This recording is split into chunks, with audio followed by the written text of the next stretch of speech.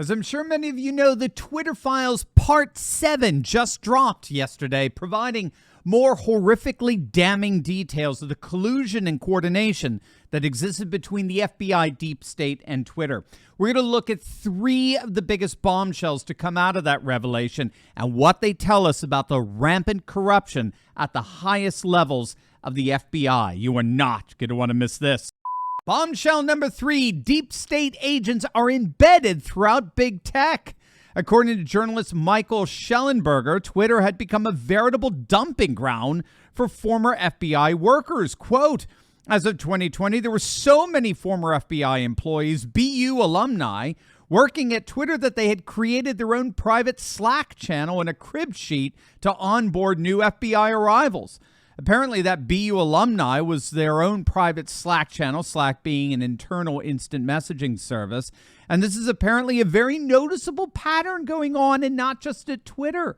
There are what appears to be nothing less than there's a revolving door between Democrat deep state operatives and big tech companies. And it's raising the larger question, what on earth is going on here? Why are we seeing so many deep state intelligence operatives getting employed at big tech companies? Again, this issue came to the fore recently with the revelation that a top FBI official, fellow by the name of Jim Baker, he was a former FBI lawyer working at Twitter. We found out not only did he push Twitter to bury the Hunter Biden story, but while he was at the FBI, it turns out he was behind the whole Trump-Russia Spygate fabrication.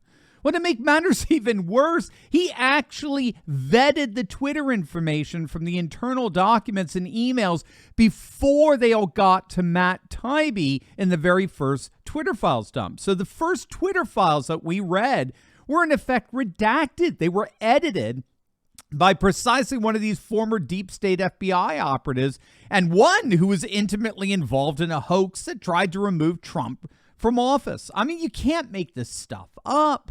And so this is why Mark Hemingway over at the Federalist is openly asking if FBI and CIA agents are getting what he calls sheep dipped over at Twitter and other social media companies. Sheep dipping in the intelligence world describes a tactic whereby a member of the military is officially discharged from service only to end up doing covert work.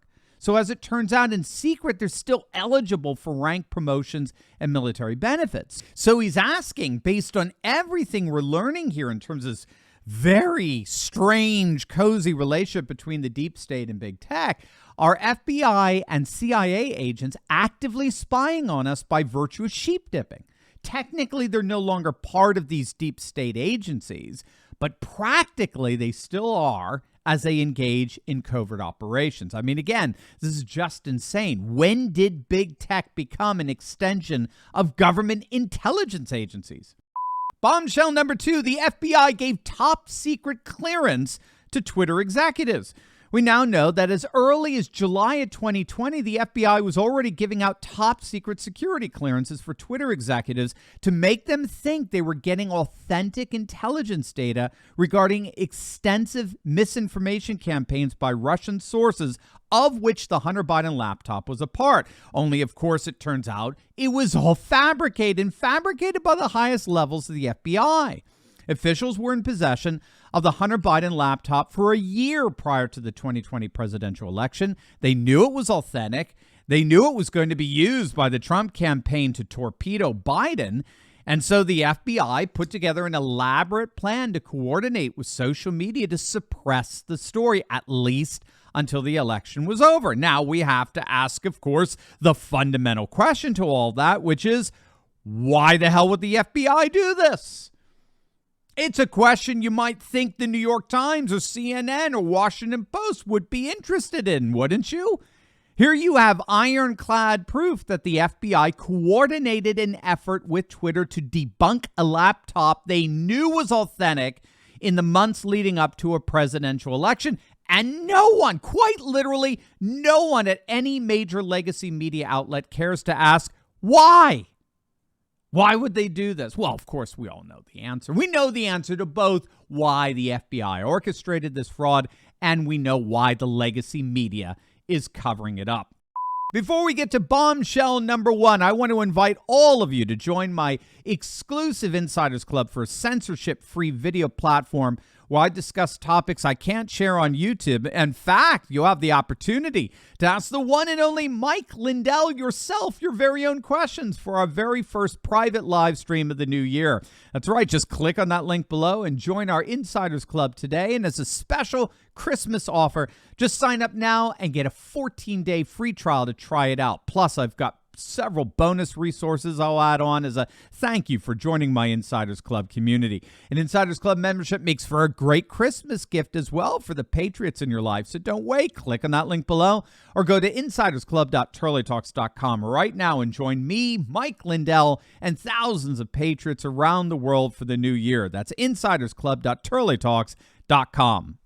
Bombshell number one, your tax dollars were paying Twitter to censor. That's right. This is the biggest insult of them all. An associate of Jim Baker, that former FBI attorney, reported that the FBI paid Twitter over $3 million as part of their censorship activities. Elon Musk didn't mince words. Quote, government paid Twitter millions of dollars to censor info from the public. And not just to censor, but to flat out lie, to disparage a laptop they knew was authentic. So our tax dollars were actively used to reimburse Twitter for the meetings it had with deep state operatives to coordinate how they were going to censor news that was damaging to Biden.